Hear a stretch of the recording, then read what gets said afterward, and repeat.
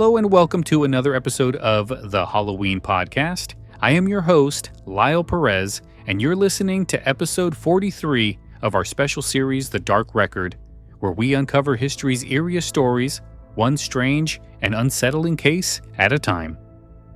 In September of 1991, high in the Ötztal Alps on the border between Austria and Italy, two hikers made a discovery that would change archaeology forever.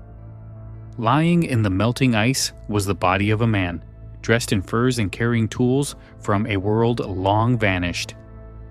Radiocarbon dating revealed he had died more than 5,000 years earlier. He became known as Ötzi the Iceman, the oldest natural human mummy ever found in Europe. But alongside the science came something stranger.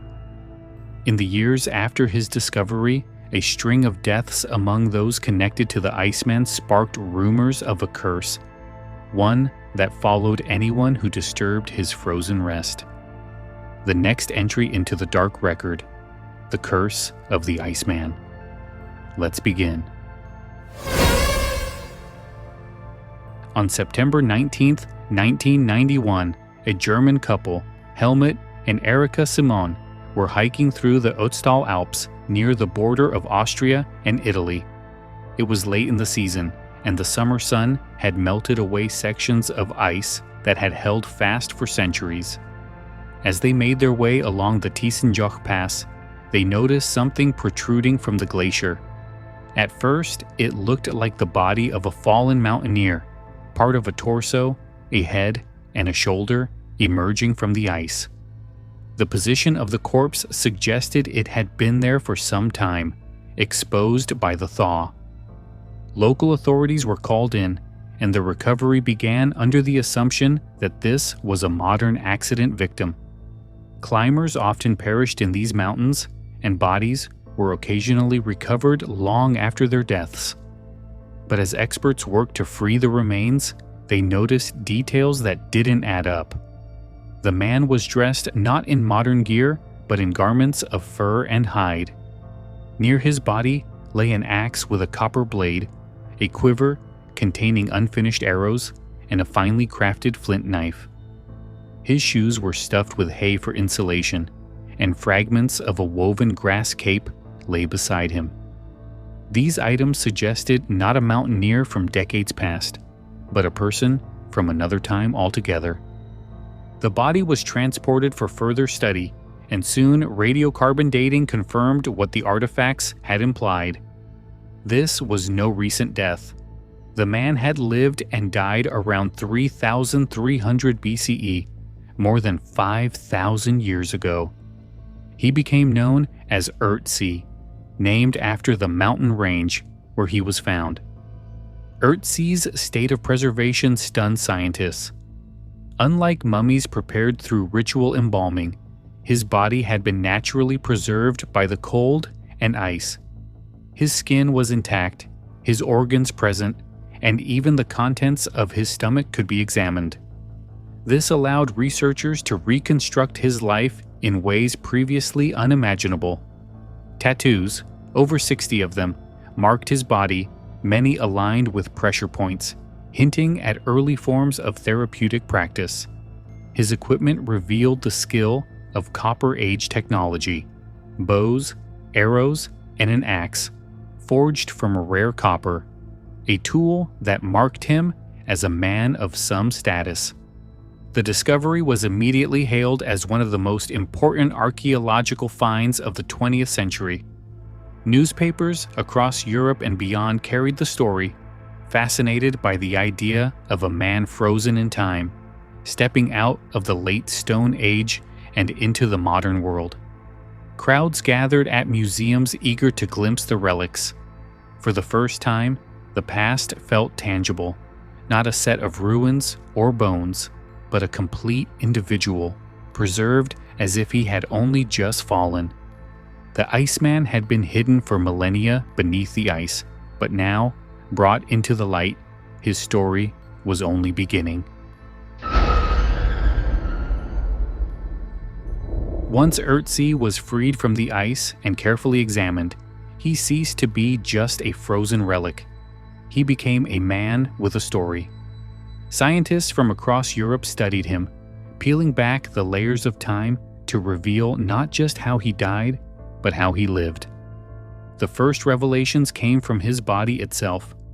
His skin bore more than 60 tattoos, a startling number for a man of the Copper Age.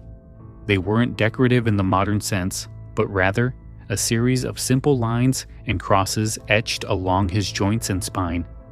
Researchers noticed that many of the tattoos matched acupuncture points, suggesting they may have been therapeutic markings, attempts to relieve pain from arthritis.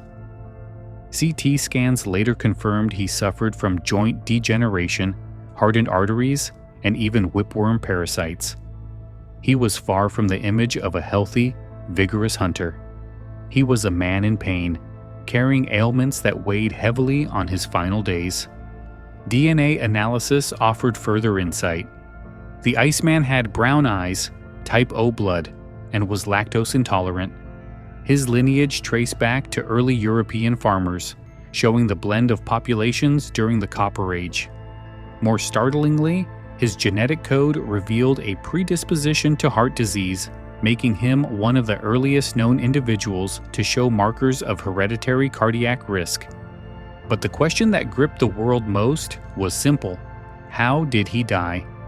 Early theories suggested exposure, that he had been caught in a storm and succumbed to the elements. But as technology advanced, so too did the evidence.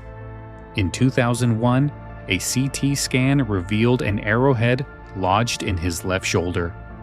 The wound would have severed a major artery, causing him to bleed to death within minutes. Further examination revealed head trauma and defensive injuries, suggesting a violent confrontation. This was no accidental death, it was a murder. Even his stomach contents provided clues. For years, scientists puzzled over what he had eaten last. Eventually, analysis showed his final meals included ibex meat, red deer, einkorn wheat, and traces of herbs. The food was well prepared, indicating the knowledge of cooking and preservation. His diet suggested a society with farming, hunting, and domestication all woven together, a portrait of a complex community. The items he carried painted him as more than a simple wanderer. His copper axe, in particular, stood out. At the time of his death, copper was rare and highly prized, and his axe's craftsmanship suggested he held a position of respect. Alongside the axe, his bow, arrows, flint tools, and fire-starting kit showed he was equipped for both survival and conflict. He was, in essence, a man straddling two worlds, the farmer and the warrior, the hunter and the hunted. Piece by piece, Ötzi was brought back to life through science. He was no longer just a mummy trapped in ice.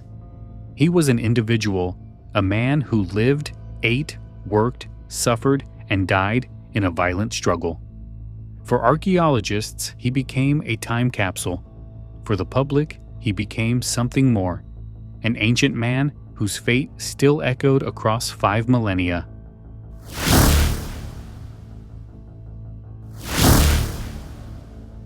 As the science advanced, so too did a different kind of story, one that had little to do with radiocarbon dating or DNA. Almost from the moment Ötzi was brought out of the ice, whispers began to spread that disturbing his body had unleashed something dangerous. And when people connected with the discovery began to die, those whispers grew into what became known as the curse of the Iceman. The first name often cited is Rainer Henn, a forensic pathologist who examined Ötzi's body soon after it was recovered. In 1992, only a year later, Henn was killed in a car crash on his way to give a lecture about the Iceman. The coincidence struck many as eerie, too close to ignore. Then came Kurt Fritz, a mountain guide who had helped lead researchers safely through the treacherous Alpine terrain to recover the body. In 1993, Fritz was caught in an avalanche and killed. His was the only fatality in a group of climbers, a detail that added weight to the idea of selective misfortune. The deaths didn't stop there. Helmut Simon, the German hiker who, with his wife Erika, had first spotted Ötzi protruding from the ice, vanished in 2004 while hiking in the same mountains. His body was later found, having fallen more than 300 feet. The tragedy made headlines, and once again the word curse appeared in print. Even more unsettling, Dieter Warnecke, the head of the mountain rescue team that had recovered Simon's body, died of a heart attack the very next day, only hours after Simon's funeral.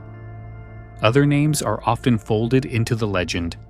Konrad Spindler, one of the lead archaeologists studying Ötzi, died of multiple sclerosis in 2005.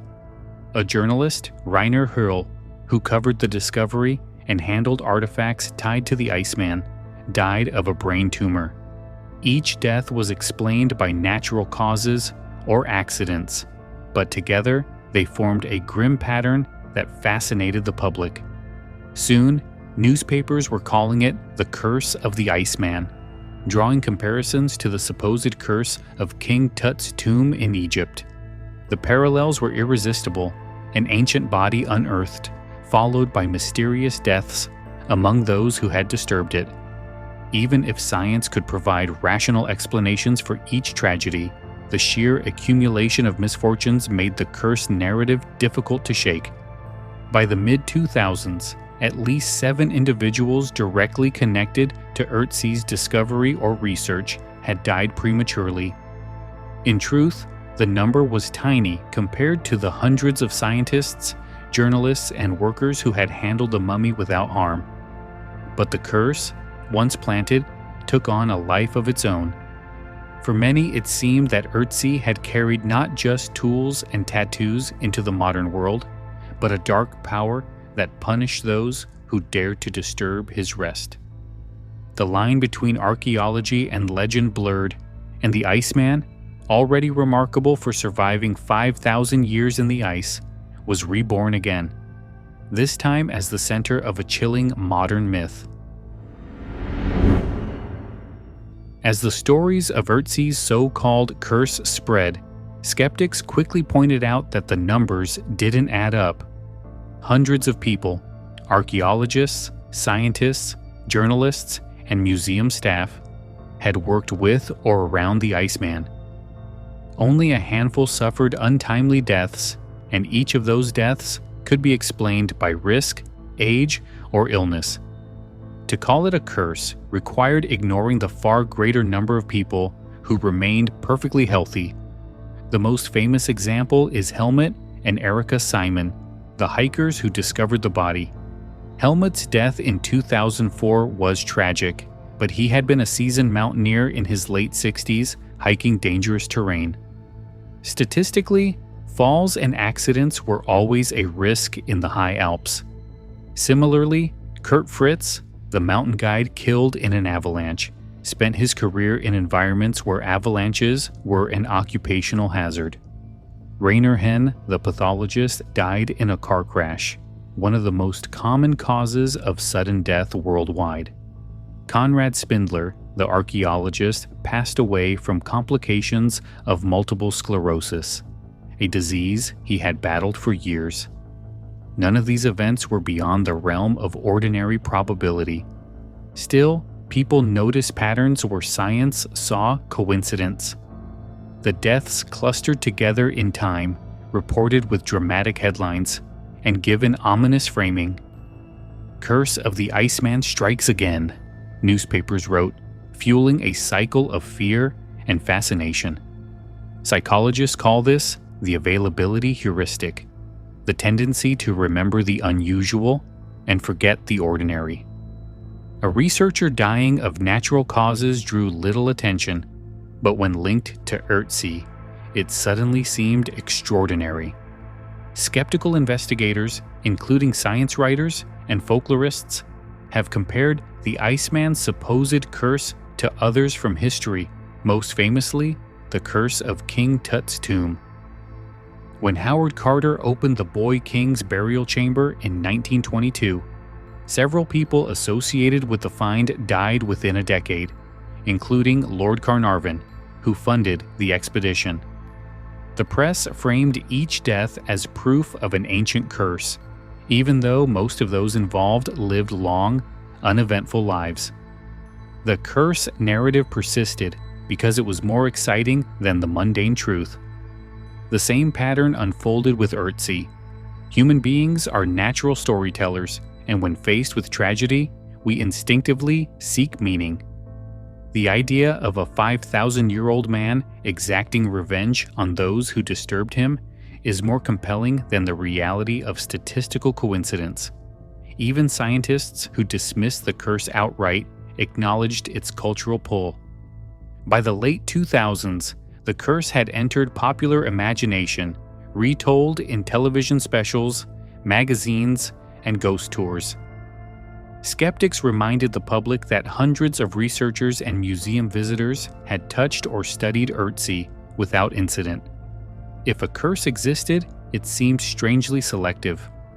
More likely, the Iceman was not an agent of supernatural vengeance, but a mirror reflecting our own unease about death, disturbance, and the unknown. The story of the curse reveals less about Ötzi himself and more about us, our fear of mortality, our tendency to link coincidence into patterns, and our desire to believe that some mysteries are more than just chance. Even as scientists work tirelessly to strip away myth and uncover the facts of Ötzi's life, the public seemed drawn to the opposite: the stories of curses, omens, and vengeance.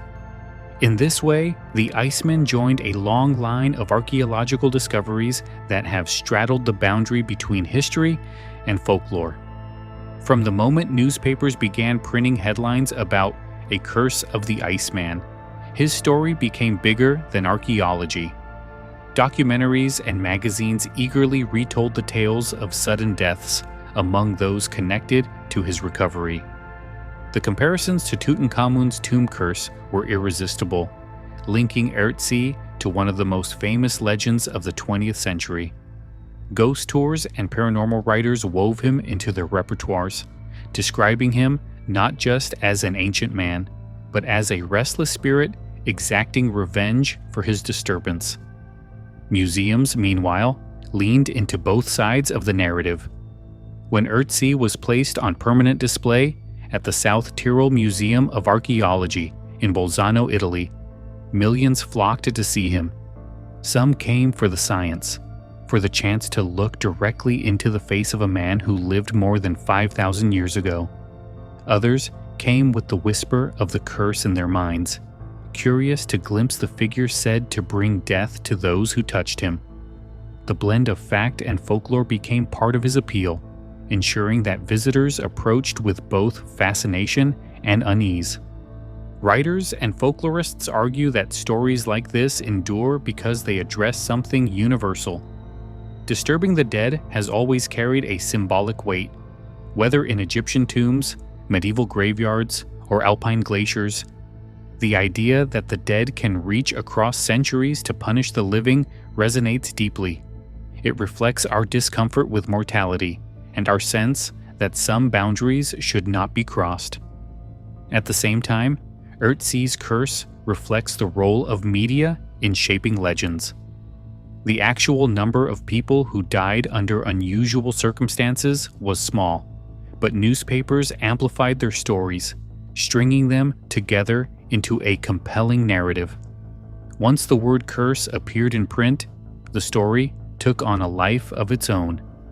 Even skeptics who sought to dismantle it couldn't fully erase its power. The myth had already rooted itself in public imagination. Today, Ötzi's story remains a mix of hard science and whispered superstition.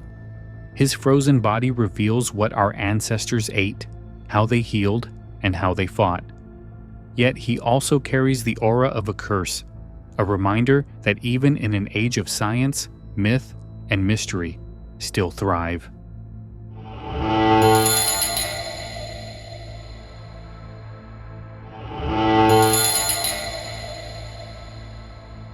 What unsettles me most about Ötzi isn't the curse, it's the man himself. 5,000 years ago, he was alive, walking the mountains, eating his last meal, carrying tools that meant something to him. Then, in a violent instant, he was gone. An arrow pierced his shoulder, and he collapsed onto the ice. Instead of vanishing like so many before him, the cold preserved him, holding his body in weight until the modern world was ready to find him. That, in itself, feels like a kind of haunting. The curse, whether real or not, reflects our unease with disturbing the dead. Across cultures, there has always been a sense that to move what should rest is to invite consequence. Maybe it's not a supernatural force, but something psychological, a weight on the mind of those who open tombs or study ancient remains. Death has a gravity to it, and when we tamper with it, we can't help but imagine the scales tipping back. And yet, what makes Ötzi remarkable isn't the string of misfortunes that followed his discovery, but the glimpse he gives us into a forgotten world. His tattoos hint at ancient healing. His tools speak to ingenuity. His body tells us about diet, illness, violence, and survival in an age that often feels impossibly distant. Through him, we see not just an archaeological find, but a human being. Someone who lived, suffered, and left behind a story written in bone and blood. For me, that's what lingers. Not the headlines about a curse, but the fragile reminder of continuity, that a man from 5 millennia ago is still connected to us. His world was harsh, but his needs were familiar. Food, shelter, protection, a way to ease pain. Whether or not a curse followed him out of the ice, Ötzi forces us to reckon with the thin line between life and legend, between what science explains and what fear insists on keeping mysterious. That brings us to the end of episode 43 of The Dark Record. We've traced the story of Ötzi the Iceman, from his discovery high in the Alps, to the forensic details of his life and violent death, to the string of tragedies that gave rise to whispers of a curse. Whether you see those deaths as coincidence or as something more, the fact remains. Ötzi has become more than an archaeological treasure.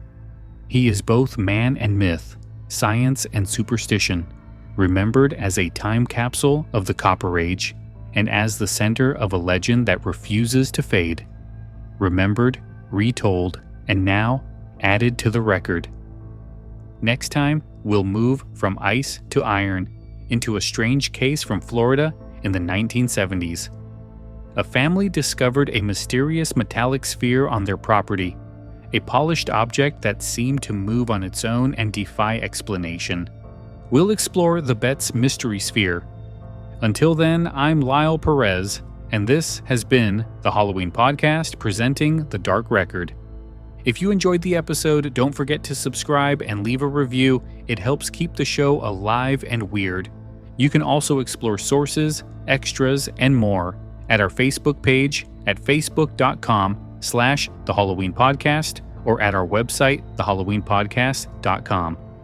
Thanks for listening. Keep your eyes on the shadows. And remember, some secrets aren't buried in the ground. They're locked in the ice, waiting to be found. Have a good night.